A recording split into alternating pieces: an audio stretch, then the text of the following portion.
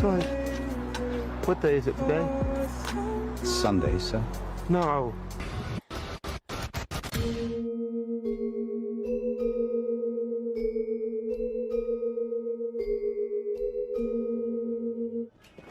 The carrot or the stick. Whatever you choose, life's greatest motivators only ever push you in the same direction. Though life presents paths that fork in different directions, don't be misled. The real choice lies in what's ahead and what's behind, our greatest hopes and our greatest fears. In other words, who we are at present is the compromise between what we are running from and what we are running towards. Moon Knight's Mark Spector and Stephen Grant, two distinctly different characters who share the same body, often have different agendas. And while Season 1 has the characters quite often running for their lives, for Mark and Stephen, there's a greater existential threat than the life and death situations they are running from, greater even than Arthur Harrow's misguided plot to judge the world. The painful journey that Mark and Stephen embark upon, the work of facing their fears, of facing the very thing they have been running from their entire lives, should cause us to reflect on our own fears. Mark's traumatic past is as much of a puzzle for the audience as it is for Stephen. Stephen, I don't know about you, but my memories are a frickin' mess. But as we read deeper into his story, we piece past and present together. What the fish? He might not understand its significance, but the fact that That fish had one fin, yeah? it holds a lot of narrative weight. It ties back to Mark's and Stephen's childhood room.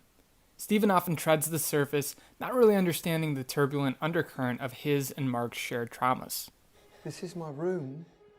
I remember some things, but I don't remember this. Were he to inspect his room more closely, Stephen would notice the fish in the drawing on the wall because... That fish had one fin, yeah? And that fish is the same fish that Mark's brother drew before he died. It's the same fish that Mark poked fun at because... You drew the fish with only one fin. And because a fish with one fin would struggle to swim, the fish also foreshadows the drowning of Mark's brother.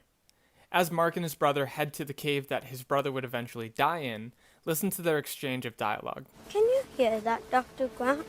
I sure do, Russell. Sounds to me like danger. Dr. Grant. I don't think we can divorce our greatest hopes from our greatest fears.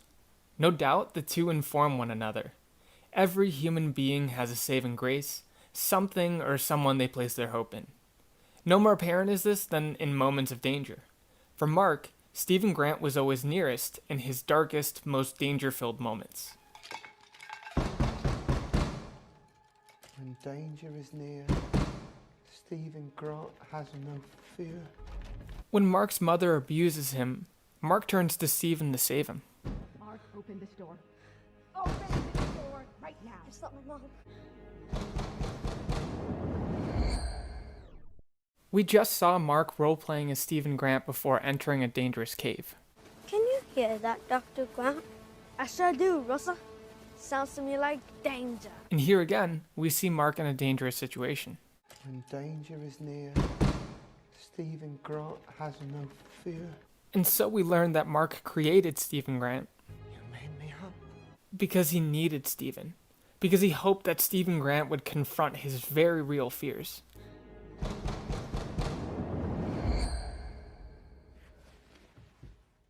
Bloody hell. Look at the state of this place.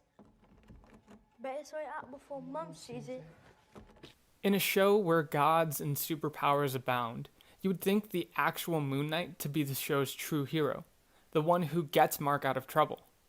While being Khonshu's avatar grants Mark superhuman healing, the suit is powerless to what truly plagues Mark, his past.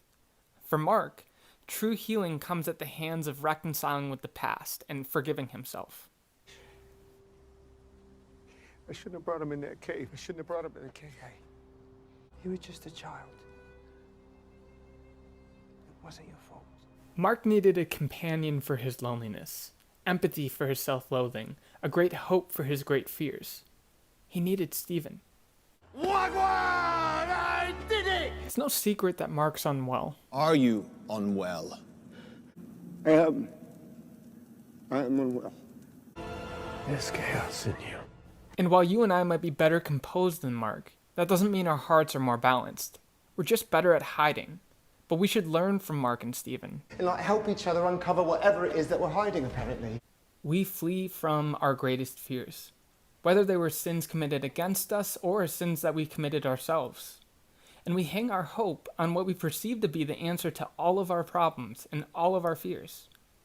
So understanding ourselves is an act of triangulation, or comparing who we are to where we've been and where we're headed. The real question then becomes, where are you coming from? And where are you going? And are you so sure you know where your heart is leading you? The scales are balanced.